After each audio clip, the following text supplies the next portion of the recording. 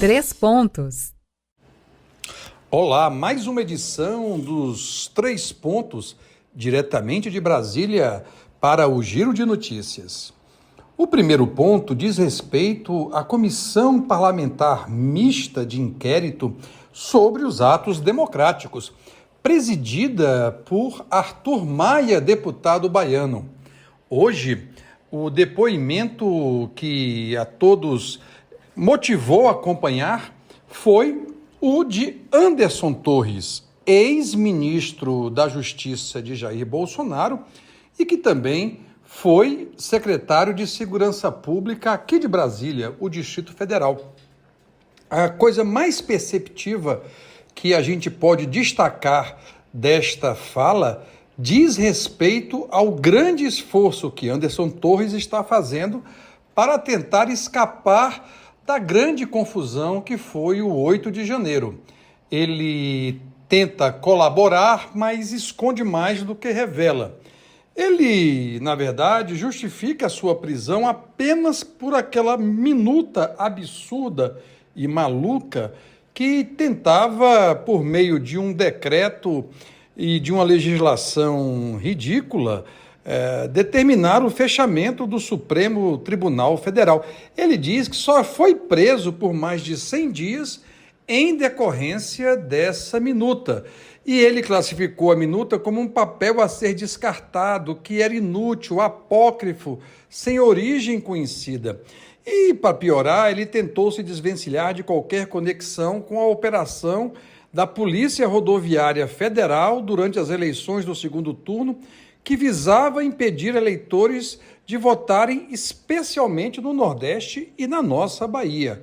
É fruto de uma narrativa, de uma construção, de uma elaboração dele e de seus advogados, que tenta se colocar como o inocente útil, que inclusive estava de férias, viajando ali para os Estados Unidos da América, e que afirmou que antes de embarcar, fez uma reunião com dezenas de órgãos e do próprio governo para cumprir um protocolo a fim de impedir possíveis ataques aos poderes.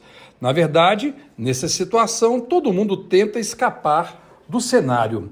Mas além desse tema, me parece que há um segundo ponto que a gente precisa destacar, que é o fato do recorde de desmatamento que alcançou o Cerrado nos últimos 12 meses, enquanto a Amazônia diminuiu muito. E por que isso é importante para a gente? Porque o Cerrado está relacionado a uma região que teve a maior quantidade de desmatamento, que é conhecida por Matopiba, que abrange Maranhão, Tocantins, Piauí e Bahia. A terra, como nós sabemos, é a fronteira agrícola que mais cresce em área plantada no país.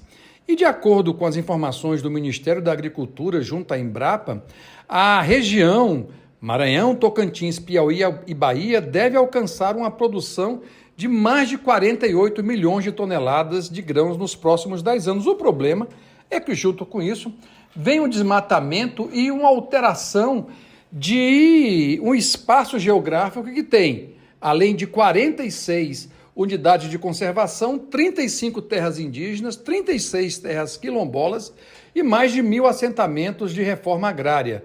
E isso é importante para a gente compreender o debate que acontece. O terceiro ponto, por falar em temas e terras indígenas, diz respeito ao fato de que a Bahia é o estado que tem a segunda maior população autodeclarada indígena do país, atrás apenas do Amazonas. E isso decorre da revelação do censo do IBGE de 2022, discutido agora e apresentado em 2023, e que traz consigo a visibilidade desses povos indígenas, demonstrando um aumento de quase 300% da população indígena baiana, que se evidenciou a partir de novas perguntas do censo de 2022. É importante dizer que Salvador saiu de um número de 7.500 indígenas autodeclarados no último censo de 2010